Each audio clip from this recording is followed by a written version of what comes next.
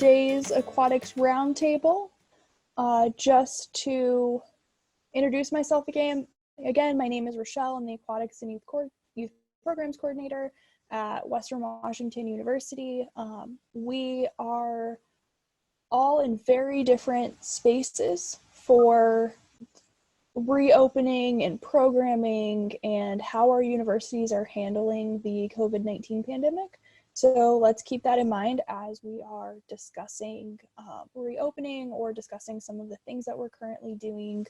And we have a little bit of a smaller group today, which is awesome because hopefully we can all share, and it would be great to hear from everybody. I am going to be posing a series of questions, and I appreciate folks that have reached out to me and let me know what you would like for me to put to the group.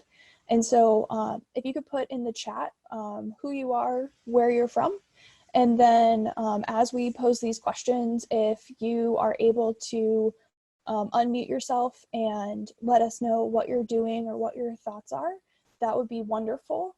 And also, if you're not comfortable speaking, you can definitely just shoot it right into the group chat.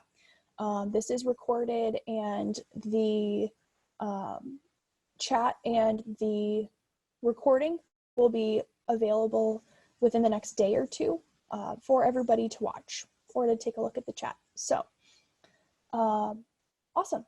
We are going to go ahead and get started. And I know as some folks are looking at reopening, whether it be this summer or in the fall or sooner than that, depending on what your states are trying to do right now.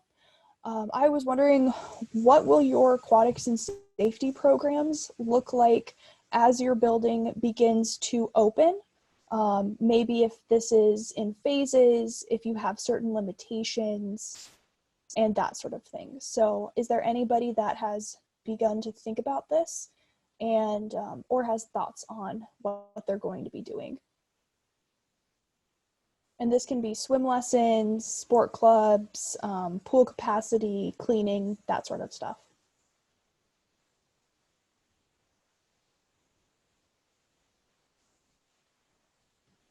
I know for us, I'm currently looking at having a much smaller group swim lesson.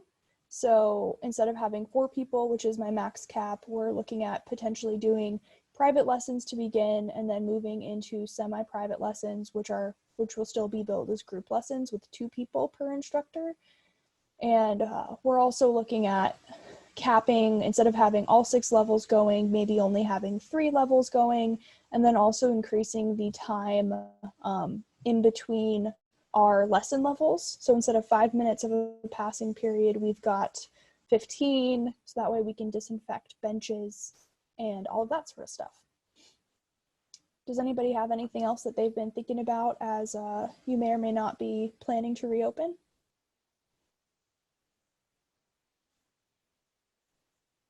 I know one thing that we had kind of talked about, so I'm from Drake University in Des Moines, Iowa. One thing we talked about was leaving locker rooms only open to swimmers. So we would be not allowing anybody that's using other areas of our facility from going in the locker rooms, just so we can limit. We've thrown around the idea of doing kind of like an every other lane or taking lane reservations type thing, so that we can limit number of people in the pool, so that we're not so people aren't sharing lanes and that kind of stuff. But we're pretty preliminary in those discussions right now. Nick, what type of software or how would you be taking lane reservations? Have you thought that far out yet? We've been looking at doing like a Sign Up Genius or a Doodle type poll to do those, and just posting the link on our website and on our social media, just for our people to have access to that. Awesome. And then I see that Autumn was saying they probably won't open until August, with just lap swimming initially and 1 person in every other lane or every 2 lanes. Yeah, we just got the University of Cincinnati. We just got told last week that we probably won't reopen until August, even if our governor gives the go ahead. In Ohio, we've started to slowly open up businesses and stuff like that too. So that's kind of where we're at right now. We thought it would be earlier, so now kind of just still going through planning and everything. Awesome. Is there anybody else that has thought about what your reopening plans are going to potentially look like? I know the locker room thing is really interesting because I've heard that some folks are thinking about not even opening up locker rooms at all and then trying to figure out how to deal with that, or potentially having a locker room attendant for cleaning and that type of thing. Has anybody thought about, or Jack, you want to go ahead? I mean, I just actually got off a call about it. At Princeton, I think one of our big things that we're working on across multiple facilities is trying to figure out what that standard is that we need to get to. As I agree with a lot of you, I think a lot of states and organizations and governing bodies aren't going to be the one that's going to want to put out that risk. And cleaning more means a lot to me. That's great, but what does that mean? What is cleaning more? What is acceptable? Do they want everything cleaned between every swimmer? Do they want, a bench wiped down after one person sits on it? How realistic is that in a facility of mine that holds, a capacity of 1,500 on a light, on an event day? So, what does that really mean? 50% capacity for me really doesn't mean much. 750 in a building could still be a lot. So, trying to figure out what those standards are, trying to, I really love to hear what the schools that are opening, especially in the South, are doing, what they're going to find successful, and really using that to kind of build off of and be proactive here. Now, obviously, Princeton University, we're in the heart of it. We got, we're right up in central northern New Jersey, so kind of close to New York, and obviously we're near the epicenter of all of this, so it might be very different than a lot of you. And then I'm also seeing, and that's a really interesting question, is like, I think the CDC at some point will have cleaning guidelines as far as like the appropriate cleaners to be using, and which I know that they've come out with some of those guidelines for the home. But it would be interesting to see what type of standards are put out there.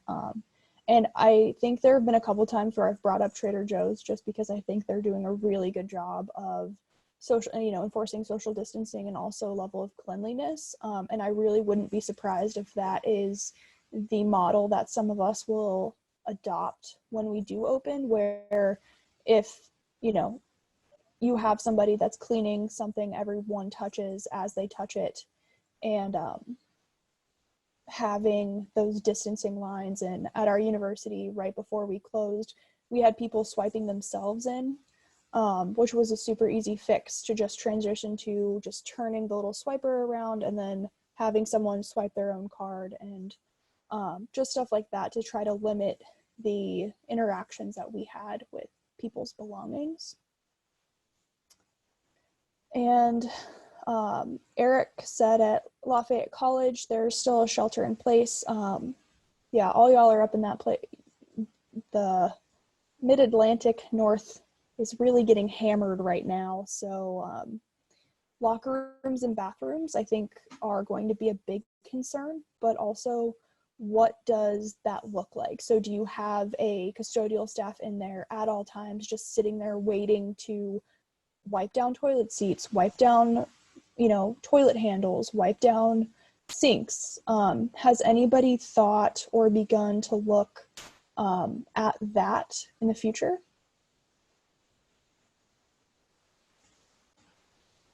Well, this is actually going to go back to a little bit before. I was going to say, because I'm at Case Western Reserve, we have a slightly different setup than some people, because I work for a department called 1-to-1, which is our more of a membership-based gym service that is on campus.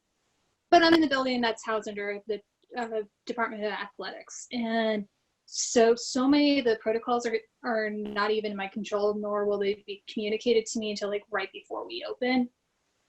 So I don't know what we're going to do with showers. I did suggest when it comes to the pool itself, that we probably want to do one person at a time to help them, at least for the social distancing, but the 6 feet apart is going to be tricky, other than the fact that fortunately the chlorine will kill a lot of stuff. Now when it comes to the benches, towel service, I have no clue what's actually going to happen on that front. Fortunately, with swim lessons, we've always done just privates, so that's not going to be a huge impact. But when it comes to lifeguard trainings, that's going to be really problematic, and we're going to need to get a lot of people certified, and that would be also a good way for us to get revenue. So I'm waiting just to see what the right process is going to suggest when it comes to how to properly train lifeguards once we can open, and just trying to make sure that we can get some of that stuff. I know right before we closed, they were eliminating our swim lessons to no outside memberships. So, and I couldn't teach any kids that last week. So it'll be interesting to see if that same rules are going to be in play. I know the campus has decided that high school students and students from other universities attending classes are not allowed to be hired this summer, which is unusual for us. So I have a feeling that when we do open, we're probably not going to be allowed any guests into the building, but that's just a guess at this point. So Kathy, you will be opening this summer? As far as I know, yes, but it's so much up in the air. I know my boss really wants us to open, and she is hoping that a petition to the governor to open up the gyms earlier will go through, and we would.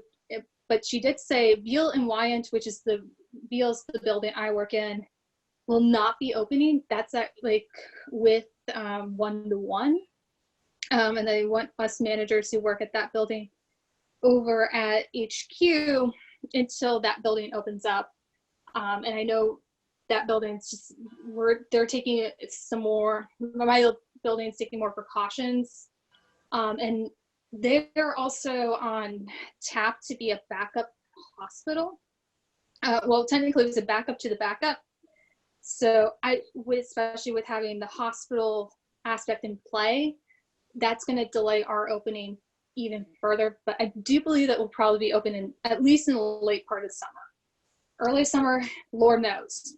Yep. Yeah. Thank you so much, Kathy.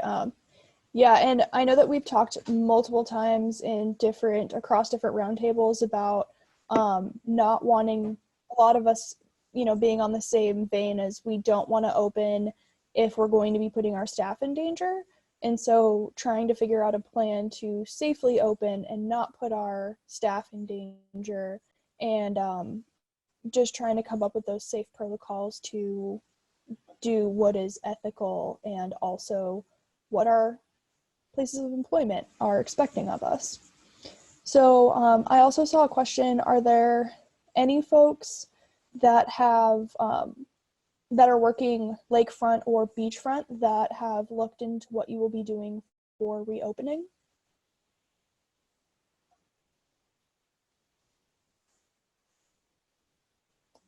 Anyone?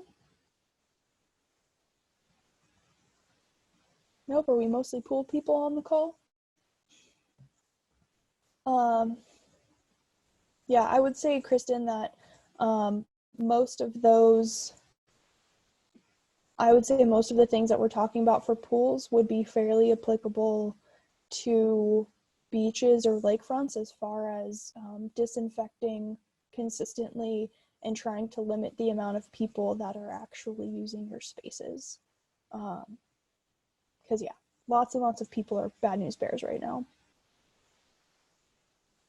Mark was asking, what are people looking at in terms of swim lessons and the changes that you'll be implementing? So has anybody begun to think about your swim lesson program? Say it's a perfect world and we're able to somewhat open up and offer partial services in, whenever that may be. Has anyone looked at what your swim lessons will look like, and will you be making any changes to your operations?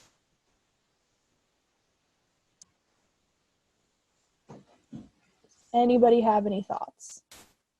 I think we are going to look into private lessons and maybe group for level 3 and up in adult intermediate. But right now our leisure pool's drained, which is where we teach our lessons, like the earlier ones. So I think you'd have to be level 3, and we'd have to, since you'll be in our lap pool. But again, we probably won't be opening till August, so I haven't even gotten that far yet. Awesome. Thank you, Autumn. And I think you had previously mentioned that you were focusing on level 3 and up because those are the more hands-off levels. Is that yeah, correct? and those are, you know, by that point you should be an independent swimmer. So, and then, you know, just working with the instructors and teaching them maybe how to show like a skill or something without, you know, going in and adjusting the person. You know, it's really easy to be like, oh, lift your, you know, head up and touch the head. So just kind of working with my instructors too in that aspect to rethink how you teach, which is a whole, you know, you're so used to teaching a certain way. So kind of getting into that mindset of switching how you teach and how you're interacting with people in general. Awesome. Thank you. And then I think there had also been discussions last time about folks talking about making every lesson a parent and me lesson that was below a certain level. So that was another option you could think about if it's a level 1 or a level 2, having people be there present with their children to then make those changes or that you would need. Jennifer, I'm getting so many emails from people about when we're going to be offering swim lessons again. Like it's very surprising to me that I have, I think we're going to have two ends of the spectrum where I don't know that there will be the same demand that I had going into, like my group swim lessons were at capacity and I had a lot of private swim lessons going. So I don't know that I'll be at max capacity, but I feel like I'll be surprised with the amount of people that will actually sign up for lessons. Or we may be completely empty, who knows? I know in the Northeast Mid-Atlantic region, the demand is off the charts right now because every pool and every parent who is planning on taking their kids to learn how to swim is currently doesn't have a pool and doesn't have anywhere to take their kids to learn how to swim. So we are now going to have not only the kids that are due up for swim lessons, we're going to have a whole gap of people who were planning on taking their kids to swim lessons and, you know, all of a sudden it got yanked from them. We were giving refunds. We were doing everything to end them as fast as possible up here in the Mid-Atlantic region. Yeah. No, I completely agree. I feel like that's going to be where when we open and we are able to offer services, I think a lot of us will be surprised with the amount of people that actually want to take swim lessons because they've been at home with their kids for 6 months. They're like, we need to put them in something.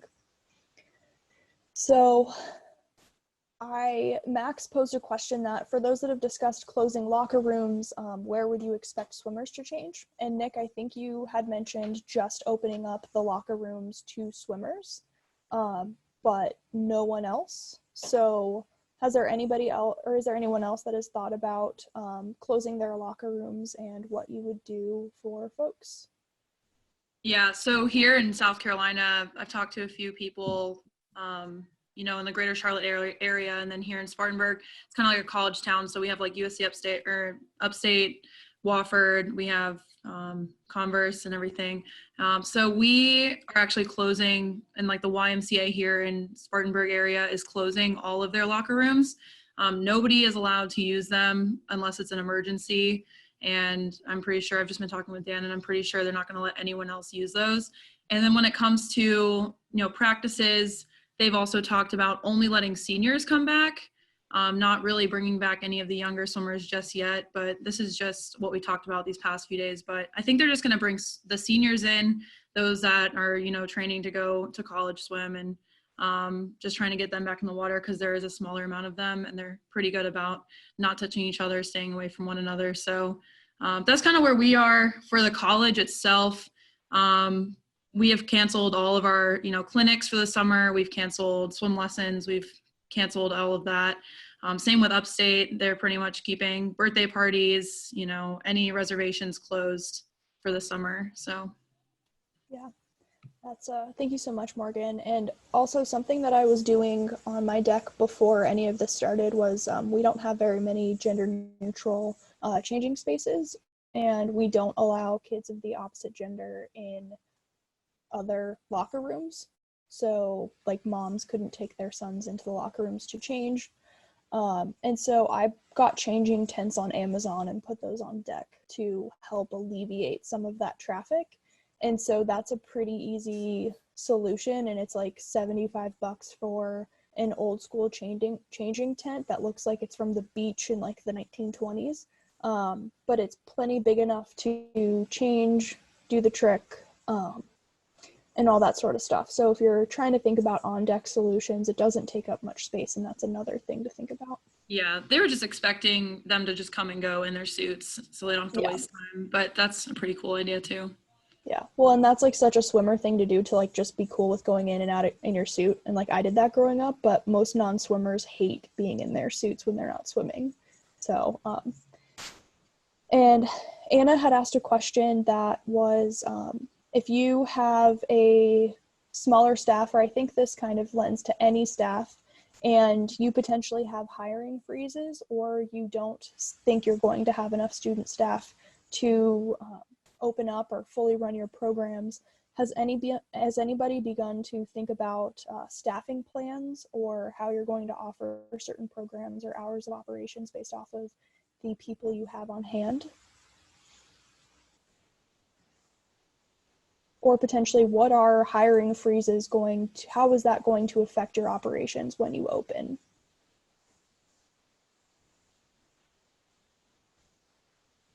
Is anybody currently experiencing a hiring freeze?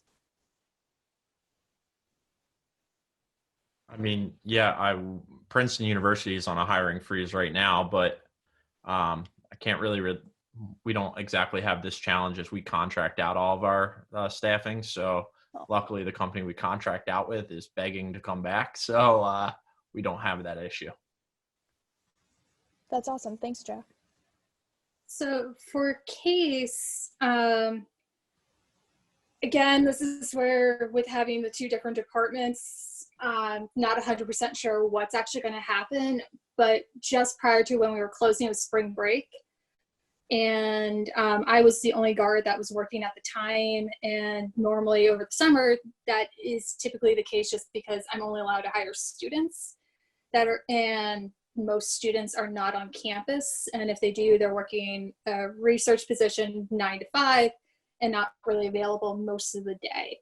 Now we did have a plan if with COVID, once they told the students that were on spring break not to come back, that we were going to run on shorter hours. We're going to continue a break week schedule for the most part, but eliminate our 7 to 9 swim, just because that would take off some of the stress off of me from working from 6:45 in the morning to 9, 10:45 to 2, and then 3:45 to 8. That's just not safe for anybody. And especially right before that, I had surgery. So I'm like, I'm not even sure if I can safely guard for a long time. And ideally, so we might be doing the 7 and 9. Like eliminating the 7 to 9 again, but I just don't know. Yeah, and ideally you would never be in a situation where you're a single guard facility, because that's really not safe for anybody. Yeah, that's why I make sure I fill in and guard whenever one of my students call off, but when there's no students to actually hire, that's problematic. Trust me, I hate running one guard, and if anyone's going to run one guard, it will be me. I don't make my students do it. Yeah, yep. Well, and I would also make sure that everybody understands like what you're comfortable doing, and make sure that you have set those boundaries with the people that are going to be helping you. I've had to do a few of my fights and tell like this managers aren't checking on me every hour. I'm like, you need to make sure that if I need to go to the bathroom or if I need to get up and get out of the room for like 5 minutes, you have to check on me every hour. Yeah. Well, and that's very big of you to actually do that for your school, because I would never feel comfortable being a single guard, but that's just my own personal experience in working at a sketch health club when I was 16, and that's what they did for 4-hour shifts. So yeah, hopefully everybody, maybe this is a good opportunity for you if you have an LGI or you are an LGI to certify some of your other pro staff and have everybody hop on the bandwagon of sharing the lifeguard shifts if that is a priority for your space to open. You know, the more lifeguards on your pro staff, the better you are to respond to any sort of emergency anyway. So I've been trying to get them to do it, but 2 of the managers can't even swim. Yeah, well, maybe you can teach them once everything is open. Yeah. So Eric was saying that there are no students on campus when they open, but there is a fear that local or high school guards won't feel safe working. And I think that's also a very real fear for not just them, but also our guard staff when they come. And I think Joey had previously mentioned a 6-foot tape or 6-foot line around a guard chair, having clear barriers for your staff, making sure everyone has their own tube. Certain things like that will be really important in making sure that their physical safety is ensured by everything that you can do. So is there anything else that anyone would like to talk about as far as staffing and how you're kind of moving towards the future with your potential staffing and how you're going to handle those challenges? Nope. Has anybody thought about training plans for when you reopen? Or like, for instance, if you're going to offer swim lessons, but you don't have enough WSIs, have you come up with any contingency plans for how you're going to run your programs?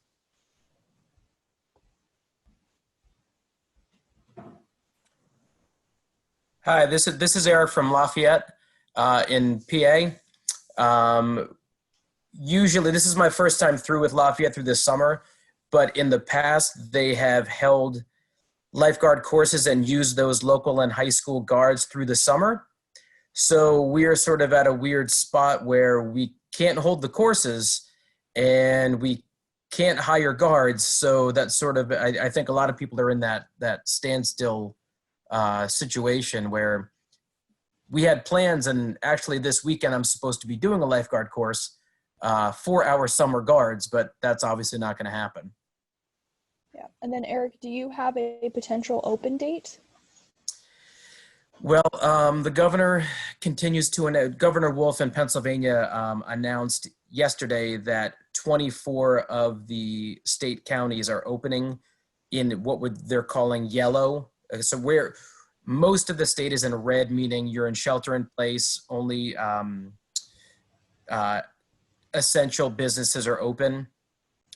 The 24 counties that have been moved to yellow have very, very few cases, and they're surrounded by counties with very few cases. So the likelihood that there be an outbreak is much smaller. We're about an hour outside of Philadelphia and about an hour and a half outside of New York City. So we're pretty much in between 2 huge cities who have been hit pretty hard. The counties surrounding us have been hit pretty hard.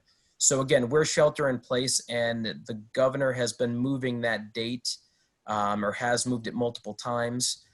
I think we're all hoping that by the end of the summer, we're in good shape to open just for the fall for our students. I think, again, like most of us in this Mid-Atlantic Northeast region, the students are going to have to come first, and then, we're going to worry about everyone else. Yeah, no, that makes sense. And it's something I think we've previously discussed in other roundtables is trying to time blended learning lifeguard classes, right? So if you're able to heavily advertise for those midsummer, if you're like, okay, we know we're going to open in July, and then maybe trying to figure out when you're going to offer those. I'm hoping to plan one for mid-September, right before we open, and have any of my staff that needs to be fully recertified or anybody that's trying to work at any of the other pools in the area sign up, pay, do the blended learning and then follow all the protocols necessary to finish that class. And something we're also running into is, depending on my staff's availability and myself, we will have reduced hours based off of how much people can actually work. Joey mentioned that he will be running everybody through a reorientation to the facility, EPA, CPR, AED, and first aid skills. And then for lifeguards, that will also include a skills check. I think that is a really great idea, and that's what we're trying to plan on for our folks as well. The problem we're coming into right now is we're trying to make sure that we have enough money to be fiscally responsible, but also make sure we can pay people for those.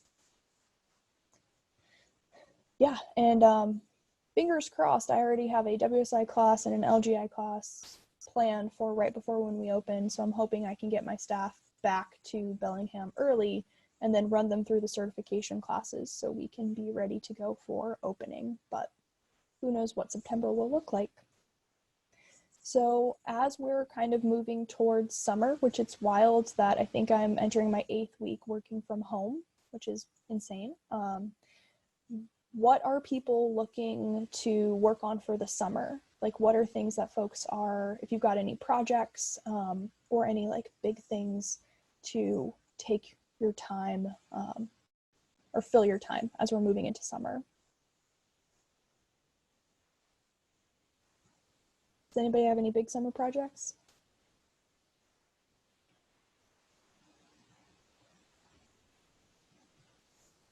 Are you planning your trainings, rewriting handbooks, coming up with student professional development? Maybe.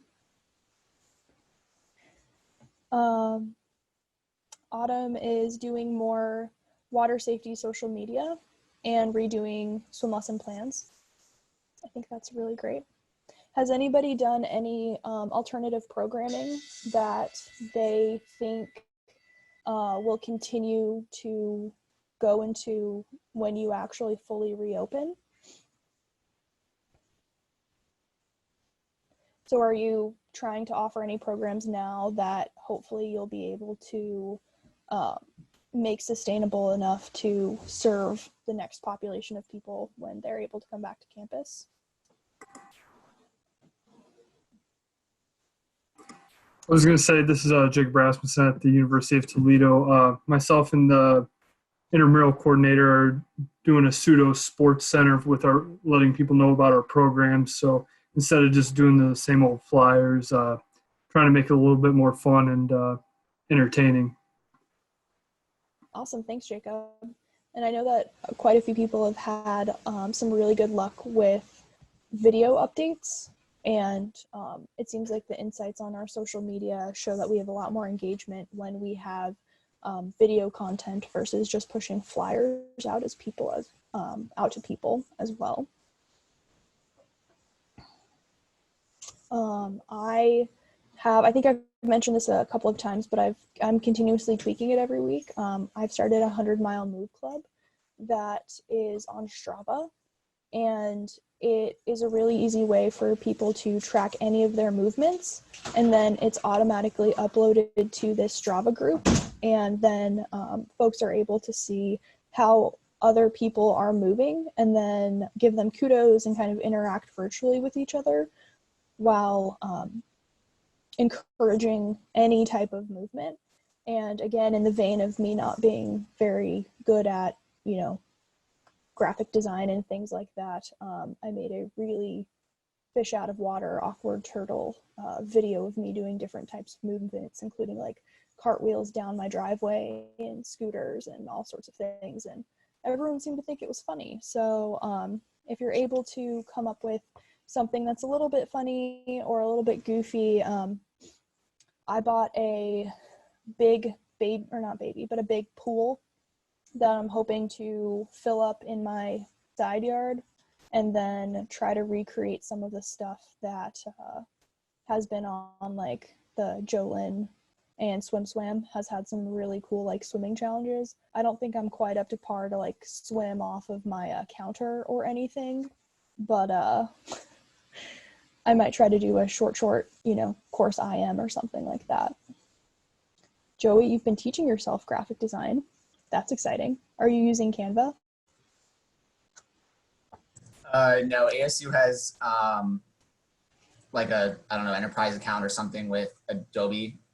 So I have access to the whole Adobe Creative Suite. So I've been teaching myself those programs. Nice. That's super awesome.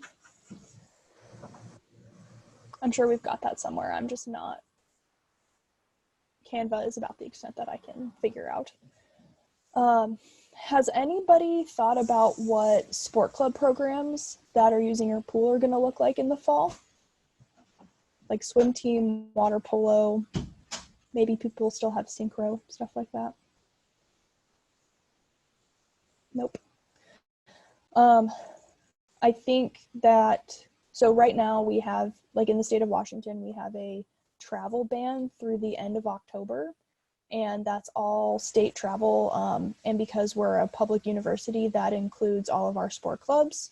So while our state travel is on hold, our sport clubs, I think, are also not technically allowed to practice.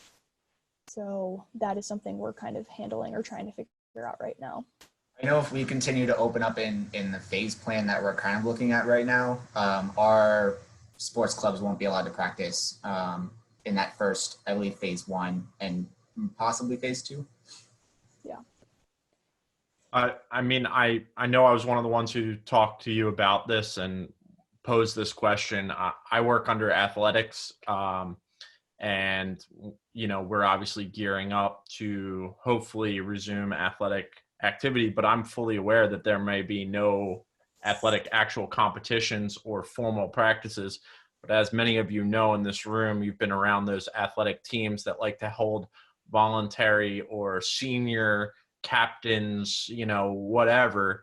And it just becomes kind of a challenge. And then the other aspect I have with it is, even if you take the varsity teams away, a huge revenue producer, at least at Princeton, and I'm sure a lot of major schools, is the rental income from these swim teams and these swim programs. And, for me, dealing with the rec side is a lot easier because, I can put those mandates in really strict, but when it comes to money and bringing in university funding of that level, it's a whole nother ball game. And then when you're dealing with the varsity programs, as many of you know, that's a different ball game as well too. So just wondering if anybody had any internal talks about what they're going to do there, how a swim relay is going to happen with 6 feet of distance. I don't understand how exactly we'll make that happen, but I'm sure we'll come up with a way. Joey, thankfully I don't have to coordinate with athletics. I feel that. Yeah, I have also, I've worked at a shared facility under athletics before, and I can't imagine what you're currently going through, because I'm at least happy to be like, I have my pool and I control who goes into my pool. I control who practices, who gets to come in. Like, it is mine and it is my campus recreations facility. And I think varsity athletics will try to get around what they can, but if the NCAA suspends play, then I don't think that they will be able to practice. Yeah, because I think a lot of varsity teams are going to have to wait, from what I've heard from other friends that work in athletics, is that a lot of their varsity teams practiced until the very bitter end, when they had to have their governing bodies tell them that they were no longer allowed to practice anymore. So I think we're thankful that we don't have to deal with that, hopefully, for the most part. I hope that is resolved before you have to go back. Has anybody begun to think about the fiscal implications of, I know we've talked a little bit about revenue loss. I know for not being able to teach swim lessons and also not being able to offer any American Red Cross classes, we are losing a lot of potential revenue that may dictate our hours of operations for next year, and also how many head guards I'm allowed to have, and that will really heavily dictate what my workload looks like next year. Has anybody gotten any directives as far as what to begin to plan for, as far as what your hours of op or anything like that looks like? I talked to my AD a little bit, and they were kind of planning on having us back in the office in July, but I don't really think that might happen. But that's what we're hoping for. Going into the next year, like we're losing a lot of summer camps and opportunities over the summer. So right now, the college itself is okay.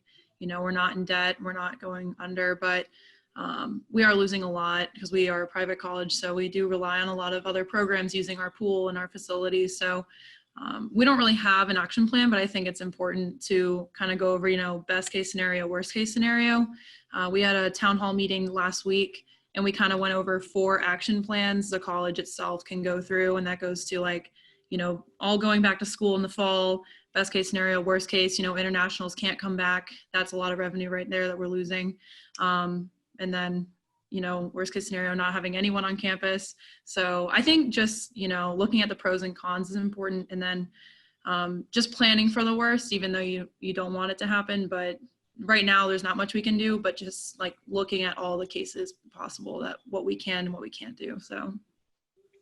Yeah, Morgan, that sounds fairly similar to what we're currently doing. If you have not begun to create like an 18 option plan, or 4, but you should really take a look at and make sure that you know how much it takes to run your facilities, whether that be 2-hour shifts or 4-hour shifts or 100 hours of operation a week or 300 hours of operation a week, and really try to know what you can fight for, because the pool, I feel like, is always the first place that hours of operation are cut from. So, but it's also important, hopefully people have patron counts, and if you are in a situation where you need to trim your hours a little bit, you have patron counts, so you're able to make data-based decisions and not just willy-nilly cut hours or allow other people to try to cut your hours because that's when they think the pool should be open. So yeah, hopefully folks are in that boat where you're able to kind of begin to make a case for yourself and also begin to ask those questions if you haven't been given any directive from your like e-board or anything. It's good to just kind of take the initiative and understand what you're bringing to the table. Has anybody thought about what you're going to be doing for your staff that are potentially graduating with their certifications expiring?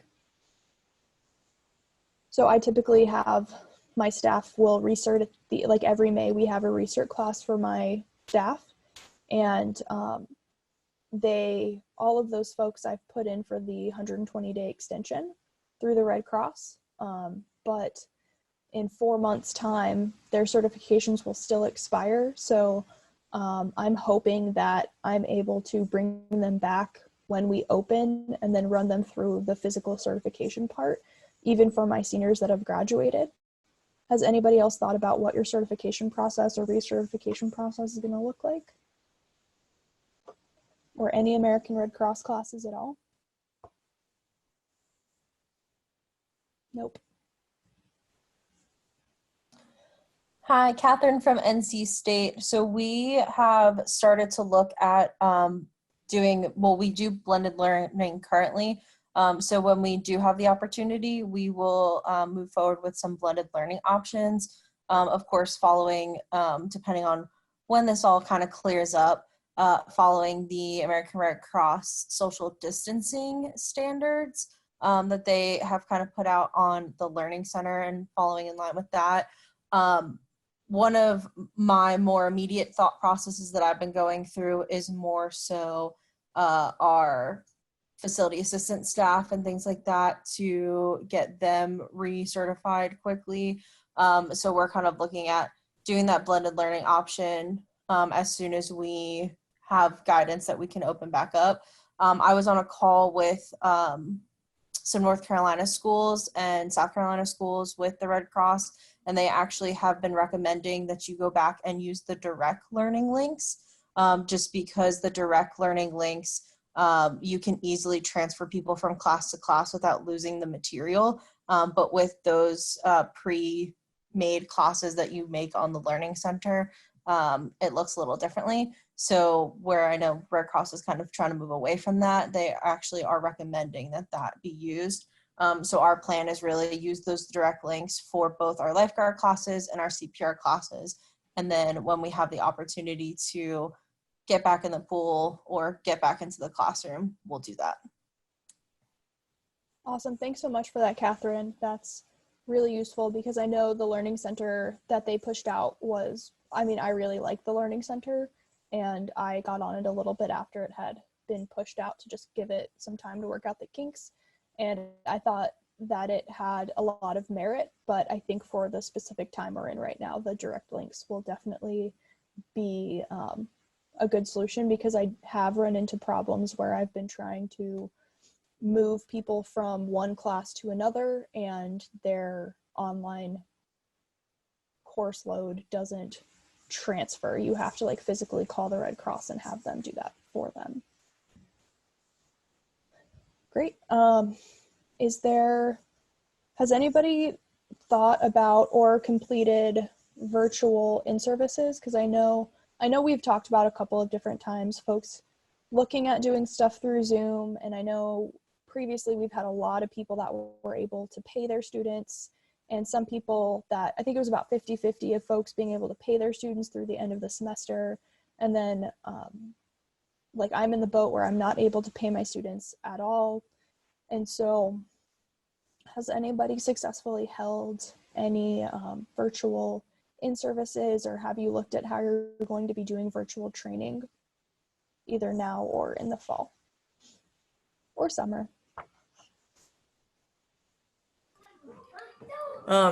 This is Jen Wood from Miami University in Ohio. We haven't done any in-services because we can't pay our students, but we've had a weekly meeting with our students and just played games with them essentially. And I've had about 20 of my 50-some students come and enjoy it. And we like play Kahoot and do different things and just have fun with them. So I think that'll help for the future. And I've learned a few techniques within our WebEx program that we use that we could use potentially for a future if we have to do online learning. So awesome. Thank you so much, Jen. Has anybody heard anything about their all-staff trainings for fall? Like if they're happening or if they're not, and then what you're going to do in either of those cases?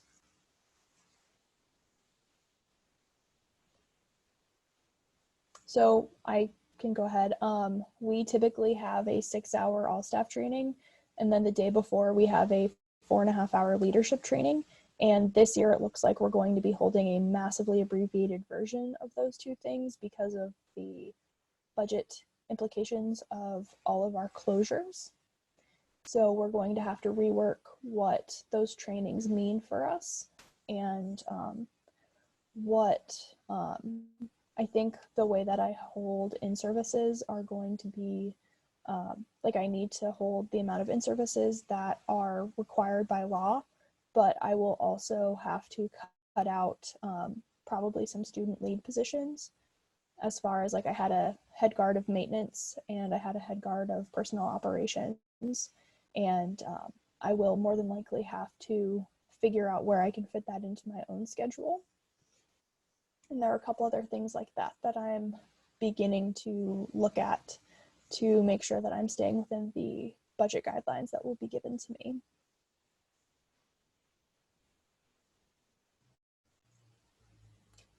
Has anyone else thought about, or has anyone else heard about their all-staff training or any of their trainings that are happening in fall? No? And I think on our end, we were just trying to preemptively start to plan it, and then we were told that we should probably pump the brakes a little bit on it. So that also might be something. I know it's still 3 or 4 months out for a lot of us, so that may be something that you feel like it's a little too early to look into, but it, again, I think would be worth everybody checking in with their folks that are in charge of the budgets to see what your budgets are going to look like for next year and figure out how that is going to affect either the student leads that you have or how you're going to be running your programs.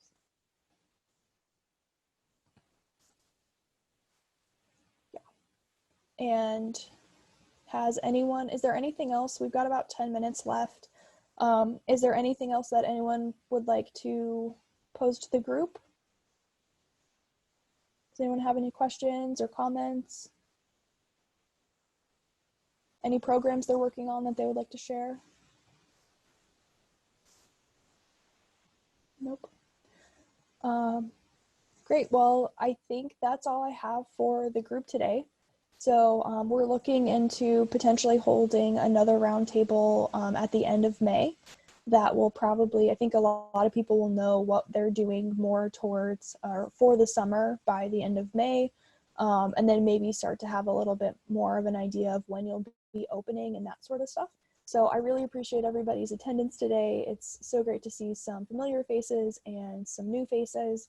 And we've got, I think, 4 or 5 aquatics roundtables that have been previously recorded. And so those are all there. If you haven't checked out the Lifeguard Authority Facebook page, there's a lot of really, really good information across the country. Also NARP and the, I'm gonna butcher the other, the Aquatics Professional Association. I always butcher that one, but there, Joey, what is it? Because I know you're really active in it. The Association of Aquatics Professionals. Association of Aquatics Professionals. There are way too many acronyms floating around in my brain right now. But make sure that you check out all of those resources for people who are in your area that are having to reopen, what's happening at the municipal level and also at the health club level, because there's a lot of stuff going on, and folks, especially in that lifeguard group, have been wild with what they're currently going through. And it's interesting to see different perspectives from people in different parts of our profession. So again, thank you so much. Jackie, I would generally say water fitness classes aren't happening during social distancing. I think that's the final question. Is anybody thinking about what they're doing for social distancing or for water fitness classes? Okay. We might like map out 6 feet little squares for our water aerobics. Usually we only have 5 or 6 people already in it. So if we can space them out in a lane, we do a multiple sclerosis specific water aerobic class. And we really want to get them back in if it's safe. So that's something we've talked about, but not anything right now. So cool. So yeah, those 6 feet blocks, yeah, that sort of stuff. So stay safe, everybody. Thank you all so much for showing up today. And hopefully the weather's nice where you are, and have a great rest of your day. Thank you so much.